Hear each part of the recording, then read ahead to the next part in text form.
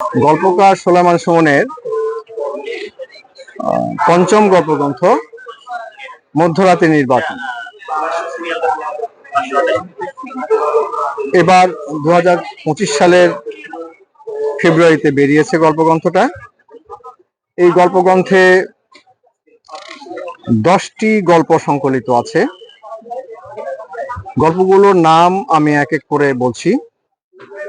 মধ্যরাতের নির্বাচন, লকডাউন, মুখোশ, আমাদের এখানেই থাকতে হবে, আজব দেশের গজব কাহিনী, 100 বছর পর এক সকালে অলিভিয়া এসেছিল, তারপরে প্যানিক, পালা বদল, আমাদের পরম্পরার গণতন্ত্র, সবশেষ গল্পটির নাম অতঃপর একটি মৃত্যুর সুখবর এলো।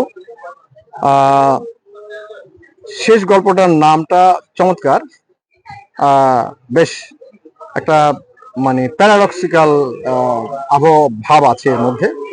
এবং এই গল্পগ্রন্থগুলো সবগুলো গল্পই আমি পড়েছি, পড়ার সৌভাগ্য হয়েছে। গল্পকার সোলায়মান সুমন নিঃসন্দেহে একজন প্রতিশ্রুতিশীল গল্পকার। ইতিমধ্যে তার গল্পগুলোতে, তার ছোটদের কিশোর উপন্যাসে সবগুলোতেই তার প্রতিভা এবং শক্তিমত্তার ছাপ তিনি রেখেছেন। প্রথম গল্পগ্রন্থ মুইতরে কোসপাং আমার পড়ার সৌভাগ্য হয়নি, বাকিগুলো আমি পড়েছি এবং আমি একজন পাঠক হিসেবে আমি সত্যিই বেশ যথেষ্ট আগ্রহ বোধ করেছি তার পরবর্তী গল্প কি আছে এটা দেখার জন্য। এবং প্রতিটা গল্পই তার এক ধরনের ঔৎসুক্য এবং পাঠকের মনোযোগ আকর্ষণ করে এবং গল্পের ভিতরে পাঠককে ধরে রাখতে পারে। এটা তার এক ধরনের শক্তি এবং ক্ষমতা আমি বলবো। সোলায়মান সুমন সহজ ভাষায় লেখেন এবং যেটা ছোট থেকে, কিশোর থেকে শুরু করে বৃদ্ধ পর্যন্ত সবাই বুঝতে পারে এবং উপভোগ করতে পারে। তার গল্পে এক ধরনের মেসেজ আছে, বার্তা আছে, মরাল, সেটা রাজনৈতিক হতে পারে, সেটা নৈতিক হতে পারে, অনেক ধরনের বিভিন্ন ধরনের বার্তা আছে। আমি মনে করি তার এই বার্তাগুলো, গল্পে ধৃত এই বার্তাগুলোই তার গল্পের আসল শক্তি। কিন্তু তা বলে শুধু বার্তা দেওয়ার উদ্দেশ্যেই যে তিনি গল্প লেখেন তা নয়। একটা গল্পের মধ্যেই তিনি এই বার্তাটাকে গল্পের শরীর থেকে আপনা আপনি স্বতঃস্ফূর্ত ভাবে এই বার্তাটা উঠে আসে এবং পাঠককে চমৎকৃত করে, পাঠককে কৌতূহলী করে, চিন্তাশীল করে, চিন্তায় মগ্ন। এটা যে কোনো একজন ভালো গল্পকারের বৈশিষ্ট্য।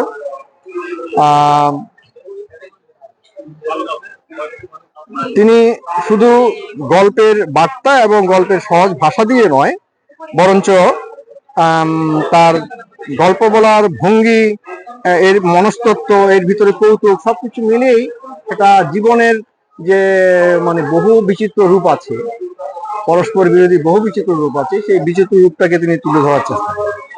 মুখোশ গল্পটা আমার কাছে খুব ভালো লেগেছে, এই গল্পের সবচেয়ে বেশি ভালো লেগেছে। কেননা একজন মানুষ যখন ঘর থেকে বের হয়, সমাজে চলে, তখন প্রকৃতপক্ষে সে তার নিজেকে আড়াল করেই চলে। অধিকাংশ মানুষ নিজেকে আড়াল করেই চলে, মানুষের কাছে অন্য এক ধরনের রূপ নিয়ে এসে হাজির হয়, যেটা তার আসল রূপ নয়। কিন্তু ঘরে আসার পরে সে তার সেই মুখোশটা খুলে ফেলে এবং মুখোশ খোলার পরে তার যে রূপ, সেটা সত্যিকার অর্থে তেমন সুন্দর নয়।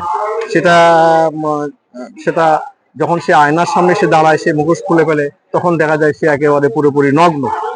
এরকম নগ্ন না বলে বলবো উলঙ্গ। নগ্ন কথাটার একটা পজিটিভ অর্থ আছে, যেটা আমরা দেখি চিত্রকলায় এবং ভাস্কর্যে, যে নগ্ন কথাটার একটা সুন্দর রূপ। নগ্ন হলো নুড, নুড, এবং উলঙ্গ হচ্ছে ন্যাকেড, দুটোর মধ্যে পার্থক্য আছে। তো এখানে আমি বলবো ন্যাকেড অর্থে, মুখোশ ন্যাকেড অর্থে, নুড অর্থে নয়, উলঙ্গ অর্থে। তার আরেকটি গল্প আমার কাছে খুব ভালো লেগেছে, সেটি হচ্ছে মধ্যরাতের নির্বাচন। যেটা আপনারা জানেন, পাঠকেরা জানেন যে যে সমস্ত নির্বাচনগুলো হয়েছিল 2014 এবং 2018-তে, সেই নির্বাচনগুলো আসলে গ্রহণযোগ্য নির্বাচন ছিল না, বা এটা সবাই জানেন, ওপেন সিক্রেট, যদিও এটা ক্ষমতাসীন সরকার আড়াল করতে চেয়েছে, কিন্তু বোঝাতে চেয়েছে এটা সত্যিকার অর্থে এটা সুষ্ঠু একটা ভোট বা নির্বাচন হয়েছে, কিন্তু আসলে তা নয়। মধ্যরাতেই এটা তাদের ফয়সলা হয়ে গেছে যাদেরকে এটা তাদের পক্ষে ভোটটা পড়বে বা কারা জয়ী হবে। এই পূর্বকৃত সিদ্ধান্ত থেকেই তারা নির্বাচনের রেজাল্টটা তারা সেভাবে তৈরি করেছে। সেখানে খুব চমৎকার ভাবে সুলেমান সুমন কিন্তু ওই রাজনৈতিক ভাবে আনেননি কথাটা, উনি এনেছেন, গল্পটা এনেছেন এটা পারিবারিক আবহের মধ্যে একটা অন্যরকম করে এনেছেন, যেটা আমার কাছে মনে হয়েছে খুব চমৎকার, যেটা মানে সচরাচর অন্য গল্পকারের মধ্যে আমি দেখি না।